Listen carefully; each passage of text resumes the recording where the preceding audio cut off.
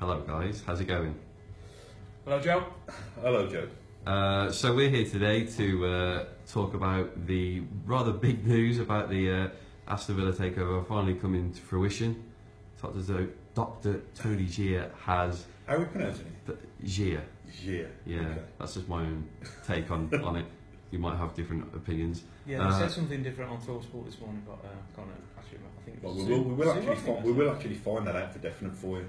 Yeah. And obviously, before we meet the guy as well, it'd be nice to know his name correctly. Of course, yeah. Yeah, it's an interesting time. You know, this takeover has been talked about. You know, I think Randy Lerner lost interest in Villa around the same time that you know, there was the financial crash, and then Martin O'Neill walked out. So although the club has only publicly been up for sale, you know, for a couple of years, I think it's safe to assume that it has actually been up for sale for longer than that. So this is the end of a long road, or the start of a new road.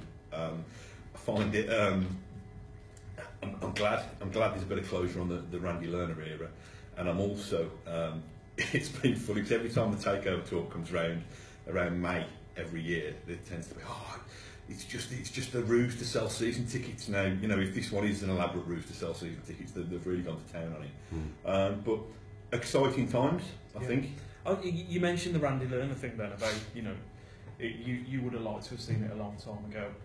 Just reading through his statement, we've got it in front of us and we've just printed it off to have a look at, but he himself says that, doesn't he? He wanted to get rid of Villa quite a long time ago for the right, and, you know, for whatever reasons he had, personal and professional, and it's a shame that didn't happen, but it's a new beginning, isn't it? And I know a lot of people have got negative feelings towards Randy Lerner, but there's quite a heartfelt, you know, message in this, isn't there? Yeah, it's probably got lost a little bit, Randy Lerner's farewell statement amidst all that was going on last night. Typical Randy Lerner, isn't it? You know, it's kind of vague and ambiguous in parts, it's self-indulgent in other parts, but I think the overriding message is one of sadness, really. I think it's, to me, it just comes across that Randy Lerner realises that he's no longer relevant, and that his time here he's done, and he's, I don't know, I think hopefully time will be a bit kinder to Randy Lerner, and we'll remember, you know, obviously we'll you know, it goes without saying that we can't forget the shambles that's become of the football side of things. But, you know, hopefully his legacy will also include some of the, you know, the fantastic facilities at Villa Park and Bodymore. You know, the Acorns sponsorship deal, which was a really fantastic gesture. Yeah, it's just sadness. It's just somebody who has been forced by circumstance to cling on too long after he should have gone. The club should have probably been publicly put up for sale the moment that Martin O'Neill walked out, while there was still some semblance of a club that was going places. You know, the fact that the new man is coming in at a time when the club's kind of, you know, at such a low is a shame. It shouldn't have come to this. But cautious optimism, I think, is how I'd term it in terms of the new man at the helm and where Villa go from here. What you say about you know, his feelings about the club and that, this one line just sings out to me, really. And you know, finally being conscious of the popular and dark pastime of wondering aloud how much was spent or lost, I should like to think that I left behind value which will hopefully endure and benefit this beloved old club. It's very well written, isn't it? It's very kind of emotive. But as somebody who is, and, you know, it's not a secret, you know, Aston Villa's very close to your heart.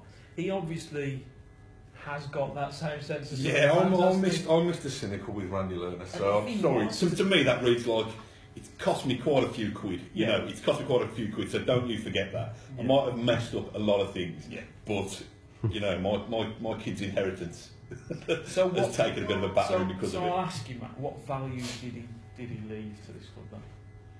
I think it's important for the history books to remember Randy Lerner for a number of reasons, but in terms of what he's written there, what value did he leave behind at Aston Villa? Well, Steve, it's very much a game of two halves, isn't it? You know, the first 5 years of Randy Lerner, he actually gave the fan base encouragement that they could believe that they could dine at the top table, and they were so close, you know. But for you know, a couple of results here and there, they would have made that top four. Let's not forget it. Are we thinking Stoke at home? We're thinking Stoke at home, yeah, with two last minute goals. I think, if I remember rightly, they went to Manchester City at the back end of one season, and a victory would have put them in the top four as well. So it could, but for the bounce of a ball, but for Martin O'Neill's reluctance to play more than 13 players and adding out the rest, it could have gone so differently. It didn't. The goalposts were moved. Man City came along. Tottenham had a surge. It didn't happen. Now, I think the good things that he's left is that the fact that the training ground is it really is a fantastic facility. He talks, doesn't he, about the Villa Park infrastructure, the Bodymore Heath infrastructure. I think he calls it the Holy Trinity, doesn't he? Yeah. The Villa Park being one, Bodymore being another, and the playing squad being the third one. Now, we all know two of those are fantastic. The other one's a bag of... And it's not Bodymore, that's the clue. So, in the brutal, fickle world of football that he refers to himself as football being fickle, let's forget about Randy Lerner now. Yeah, he's gone. Yeah, yesterday's man. So, we've got to look ahead, haven't we? I think it's fair to say we're expecting a managerial appointment very soon. Yeah. I think it's fair to say that the bookies have already given anybody any value on placing a bet other than, Roberto Di Matteo, he's the name. It's not worth putting any money on it because he's just there. He's the favourite. It'd be surprised. There's got to be something in It'd be a that. surprise for it not to be Roberto Di Matteo. Our information is that. So breaking news: Mick McCarthy's just been. Yeah, that's it. What was that, Dwight? You still think you've got a chance? Yes, it would be an amazing. Well, as much as it was a shock when Di Matteo's name kind of entered the frame and went to the top of the bookies list, it would be a major shock now if it's somebody other than Di Matteo. It's our information that he was interviewed by the new people last week. So I don't know. I've got mixed feelings about Di Matteo. Joe at the other end of the camera will probably tell you it was quite an entertaining season, wasn't it? Albion, the promotion winning season. Roberto Di Matteo at the Albion in the Championship was outstanding. Yeah, the situation is obviously different in as much as the playing squad that he inherited was very, very good squad, and Albion didn't have too much trouble bouncing back straight away. It's a real task he's got ahead of him clearly this summer.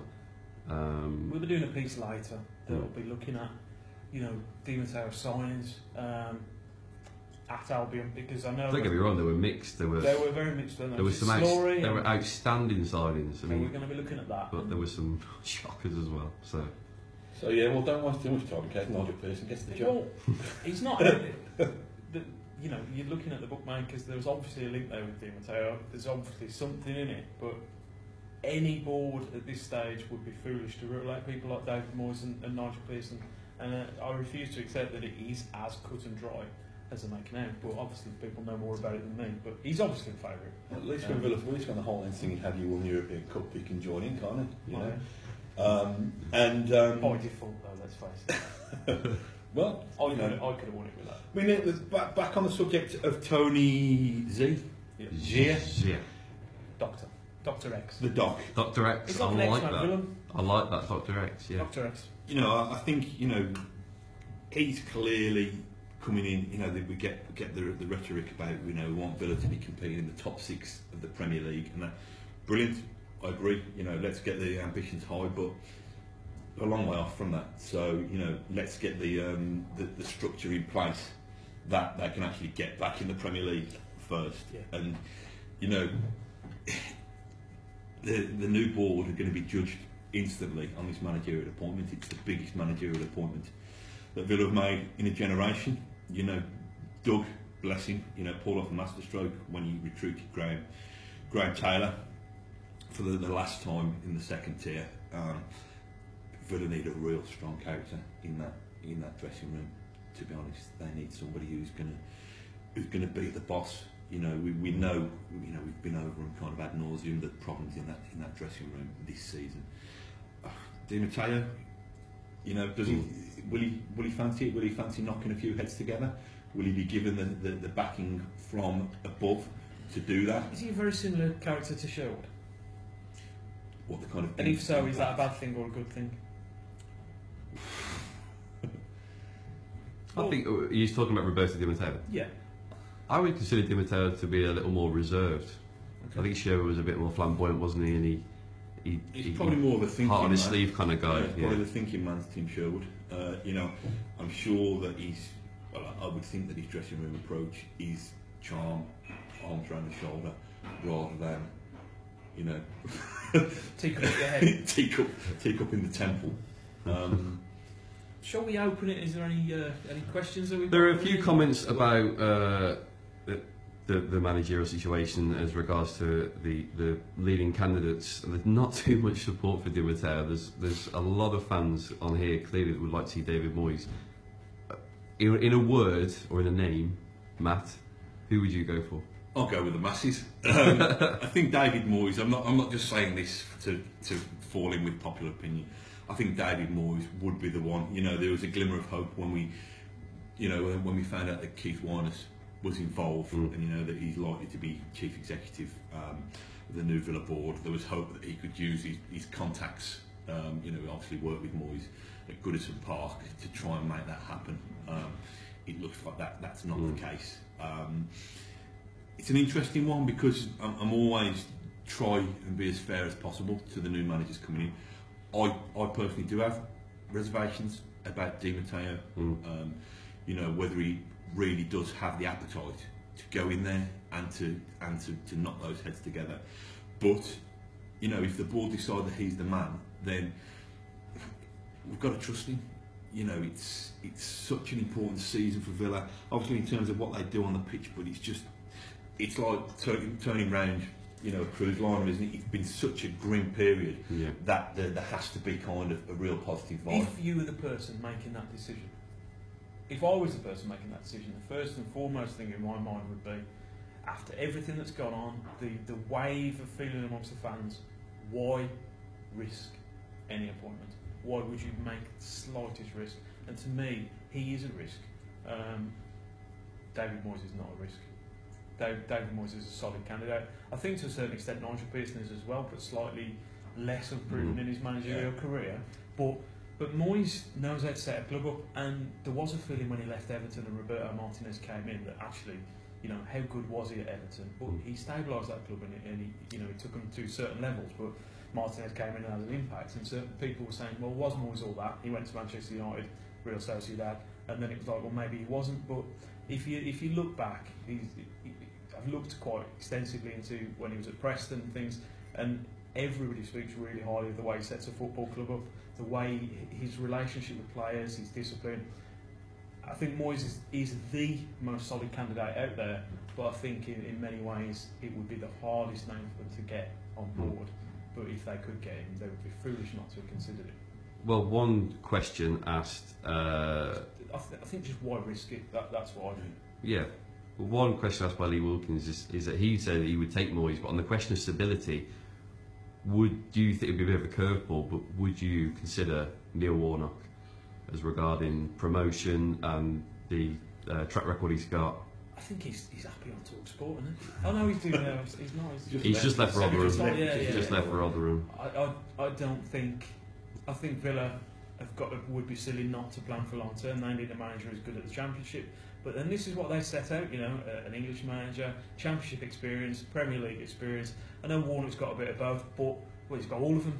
But he's not the answer to build Aston Villa in the Premier League. Certainly not for me. I don't think Warnock's the answer. Why do they need a short-term fix? They shouldn't be thinking short-term fixes. They need somebody who's going to build something. And Pearson, Moyes, they would build something. Robbie as well. But I can't see any value in Warnock. I just can't either. I just don't think he's a good fit for Aston Villa.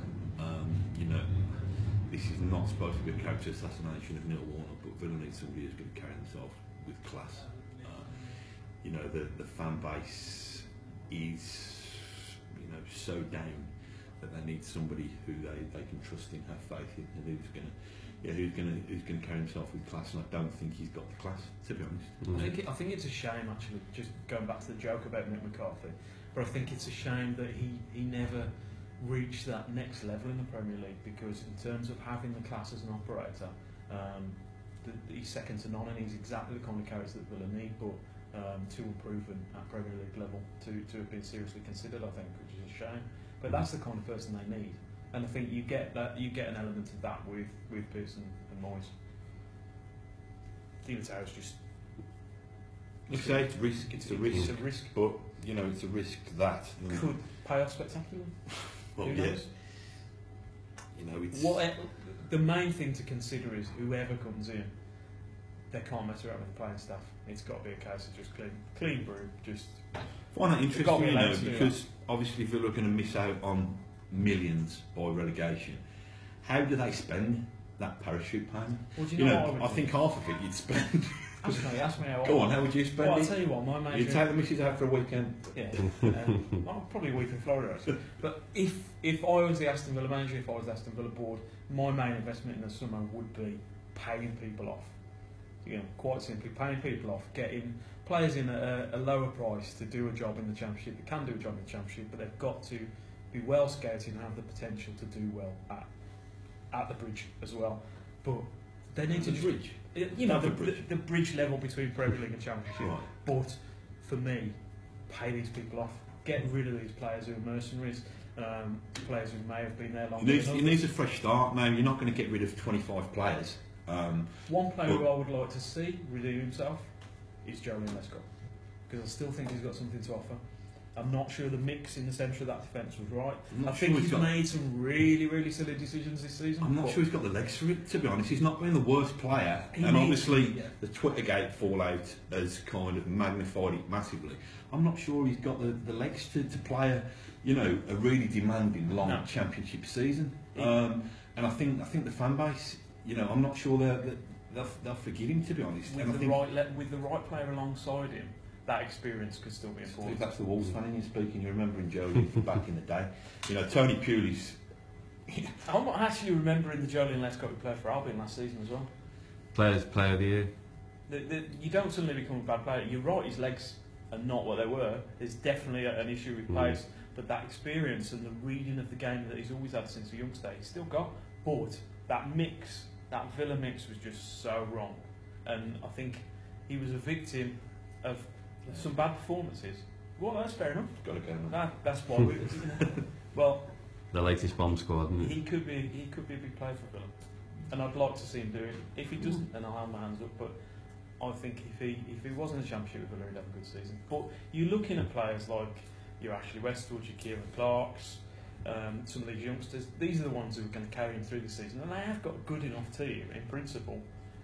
If you're quite brutal about getting rid of some of the players that come in who will see their future elsewhere, you need get rid, and you've still got the core. The whole squad needs surgery, doesn't it? Are we going to see the best of Rudy Gestede? Is Jordan Amavi going to be fit and still at Villa to provide the supply lines? Will Jordan Ayew still be there? Do Villa try and I say break the bank, but do they try and entice Ross McCormack? It's these things. You could look at any area of that squad and say that it needs improvement. Do they look at the new goalkeeper? Do they look at Marshall at Cardiff? It was interesting hearing Nigel Spink on the radio the other day saying that he doesn't think Brad Guzan or Mark Bunn should be Villa's first choice next season. Every single position in that team, you could name a new player. Now, Villa aren't going to have that luxury. They're not going to have the luxury. They've not got enough money to pay off 20 players. You mentioned Rudy Gestede, which is interesting because obviously he has performed at the Championship level, but he'll have a really good season next season. But you look at the two or three forwards floating around Villa, and Scott Sinclair really should be tearing up the Championship. He should be tearing up the Championship. Don't start me on Scott Sinclair, because I'm actually seething about Scott Sinclair, because I think fair play to him, he hasn't been an idiot all over Twitter and social media. He's gone home, watched Coronation Street with his wife, and kept his head down. But he has been as anonymous on the field as he's been off the field, and I think he's escaped criticism when he should. A little bit of spark in him. I'm not saying he'd have single-handedly rescued Villa from relegation. I don't think anybody would have done that, but he could have at least showed us that he's on the pitch. Championship level, he should be tearing. Well, he should be tearing up in a lower Premier League level. To be honest, he's done it before. Nobody was. He's done it before, wasn't he? And they're all due a really big season. The ones who stay. You look at Grealish. you can't make any excuses for Grealish. I really hope he has a good few days with the England team and that, because that will do him well, because he needs to finish this season. Listen, he needs to be known as a footballer rather than a party boy, doesn't but he? At Really? Championship level, he needs to have a really impressive season for Villa, and I think there's every chance of that, but he's got to. And there's a number of players who are in the same boat, really, that if they perform, Villa will be fine. Yeah, I think Jack's an interesting one because, you know, he's still living off the past glories of that semi-final against Liverpool, to be honest. We've not, you know, he played well at the back end of last season, a couple of the Premier League games as well. But since then, what's he become known for? Yeah. He's become known for somebody who likes to go on the lash and somebody who spent a lot of the time injured. Now, you know, he's at the age now, he's 20. There's a lot of 20-year-olds who are first-team regulars now, you know, across all the divisions. So he's got the ability to be a first-team regular, to shine in that team. So if he's not shining in that team, there needs to be questions asked. You know, I don't think he's had the best role models alongside him. You know, if you look at the senior pros in that dressing room, they've not been setting the best of examples. But Jack's got to, you know, he's got to look at himself and think, what do I want to become? You know, he wants to be a Premier League player. Best way to do that, I still think, is for him to prove himself in the Championship with Aston Villa. Yeah. He is a Villa fan. You know, he's been a Villa fan for many years. I don't think he wants to leave Villa in a hurry, but equally he needs to get, you know, he needs to just let the quality that he's got shine through, because at the moment we're not seeing it. We're just. But if I was to ask you to name a list of players that you think would go, you could also name a list of players that you think could potentially have a really good season. The likes of Tona, Lydon, Grealish, Westwood, Sinclair, Gestede. There is enough there to have a very good season. I mean, I'm probably at the risk of repeating myself, what I call them. I'm quite terrifying Championship defenders. He could absolutely terrify Championship defenders, and that's what they're going to need. And it's interesting, you know, you say the floating voters. That's the thing, isn't it? There's all these ones who we're mentioning. Villa are relying so heavily on these to perform, really. They're not all as terrible as we've seen. But they're not going to be able to replace the whole of the squad. So these players who've had a really, really shattering, disastrous, you know, in terms of morale season, they've got to perform and they've got to be rebuilt. And that's why I think this takeover happening now. It's not that it's too late now, but there's so much work got to be done in terms of rebuilding the squad in the next couple of weeks. It's got to start now, and that's why I think the manager's appointment very, very imminent. The thing is, the new manager is going to probably have to make decisions on players without seeing them train. Yeah. You know what I mean? Shouldn't be too hard, should it? No, well, he only needs to, like I said, if he stayed up late enough to watch a match of the day most weeks, then he should get an idea. But surgery needs to start now. Any more thoughts, Joe? Me personally, the one thing I would say. I was on about more then, but I like to hear as well. There've been a few people asking why you're not wearing ties and questions on your hair. I can't speak for Steve, I can speak for myself. I've got a fat neck and I struggle to do the top button up, so it's either me with a tie and a bright red face or me without a tie. The shirt itself as well, is it from Primark? It's not Primark. Oh, there you go. I think it might be. Is that Jeff Banks from Debenhams? Is that? Ladies and gentlemen, this is your Aston Villa takeover Q&A. Well, I can't do the top button up, so apologies for that. It would be like a noose around my neck. So. I don't do ties. No. Regarding we've talked about the retention of a core set of players, positions that unequivocally need to be filled in the summer. You look around the squad. We've talked enough about who needs to go and who needs to, remain. Who needs to come in? I think you could make a case for every single position on the pitch. Yeah.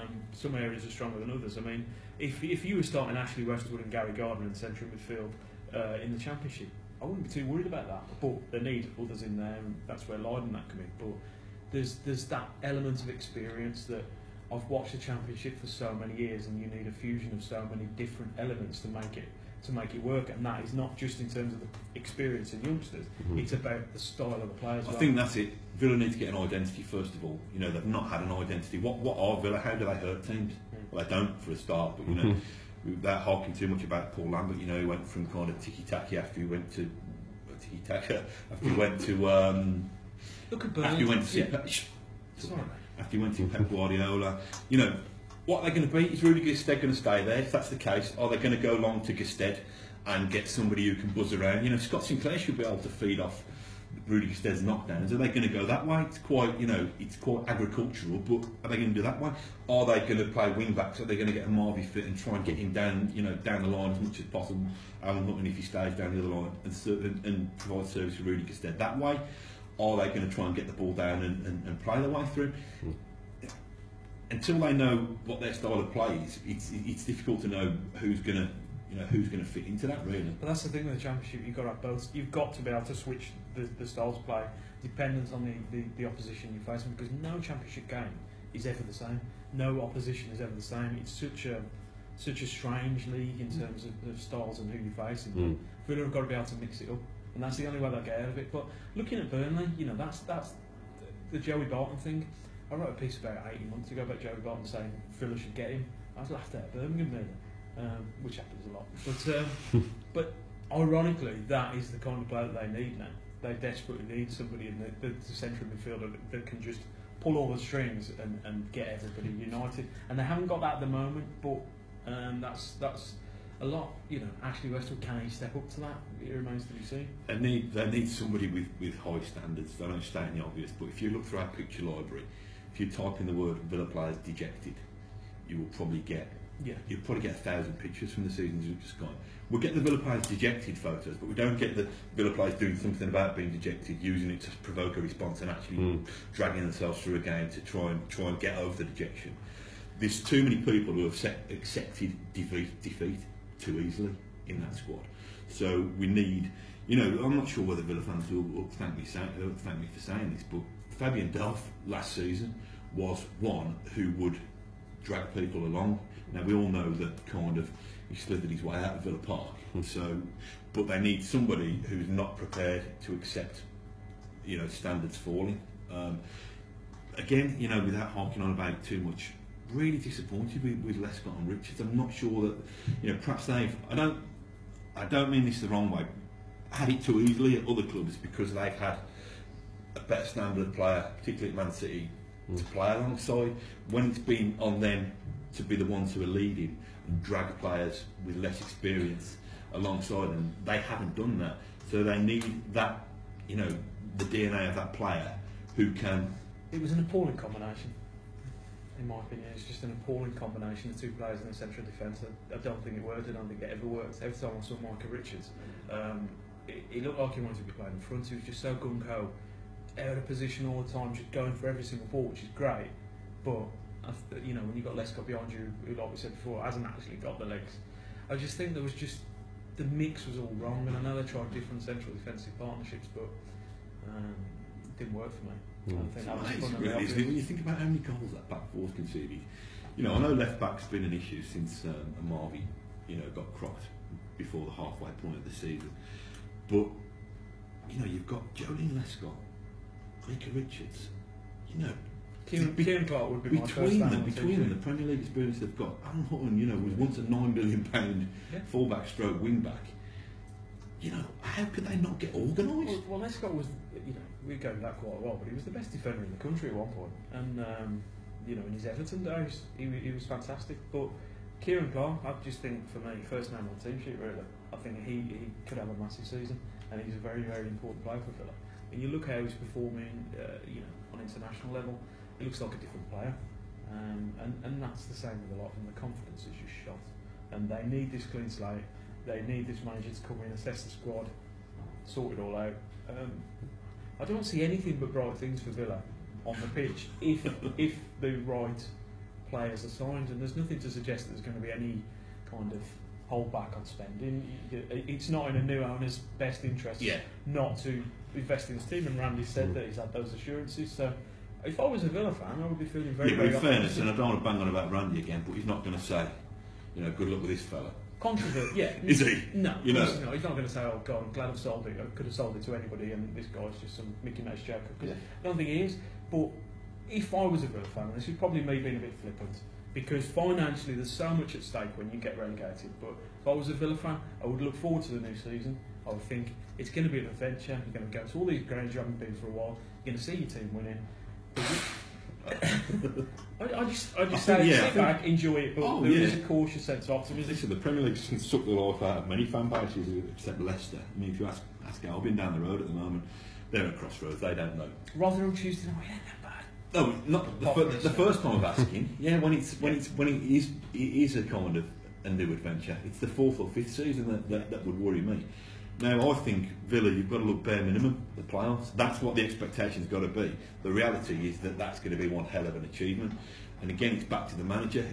If you were to employ David Moyes, Nigel Pearson, whispered softly, Steve Bruce, even Mick McCarthy, you could probably say any of those four would, not guarantee, but they'd give you one hell of a chance of top 6. Di Matteo? I'm not disagreeing with you because you're right, but I just think you say minimum playoffs. Oh yeah, they should be expecting the playoffs, and it's a good enough team. It's already a good enough team if you get rid of the 20 of them. I was going to say I don't know. I don't want to be caught, but anyway, to get rid of those players who underperformed, basically. Even then, if you've got rid of those, you've still got a basic structure in place that's better than most Championship teams. It's all about the ethos and how this team works together, and understanding the Championship and how the Championship works. If they do that, get a few players in, they're in no danger. They're a top 2 side. Top 2 side. Question. We've got 5 minutes left because we've got to write some stories. Question from Danny Austin. You see Brian Little staying at the club in the role he's currently occupying? What has he contributed though, like for a bit of a background? He's been on this board, he's one of the kind of surviving members now, isn't he? I think that'll become clear when the new manager's appointed. I think he'll have had a say in that, do you? Yeah, it's an interesting one because it's a slight. I will get round to answering the question, but it comes back to Steve Hollis's role in this. Now, Steve Hollis has only been here since January. He's been the one who has been responsible for having to bring about these fairly savage cuts. But he's recognised that, I think he came in straight away and said, I'm not a football man, I'm a businessman, I'm here, know your limits, I think, basically. And I think that that's a lesson that the new board and the new owner should learn, really. I think, okay, so we played the new man, the Doc, played football at college level and is an Aston Villa fan. Now, I don't think that gives him any kind of level of experience to pick the team, to make crucial football decisions. That's why somebody of the ilk of Brian Little, I think they should still reach out to football people. We have a visitor. Hello, Greg. Morning. You want to join in? No. Thanks. So, listen, it'll all come out in the wash, but I think that somebody from like Brian Little, somebody who's a football man and who has the club's interests at heart, I think they'd be foolish to just cast him aside. Greg's laughing at one of the questions that we've got coming in. I'd like to know what that question is. It's not a question, it's just a lot of abuse, to Matt be honest. Kendrick's hair needs a press conference. I've actually borrowed this from Donald Trump, so you can... I haven't got it. And what about Steve Hollis now? With Keith Winers on the scene, what is Steve? Can they expect Steve Hollis to be departing? Do you think? Yes. I can't imagine. I don't know. I think, like I said, I think he's provided good value while he's been there. I think the good things that he's done are to open up clear lines of communication with the supporters and with the staff.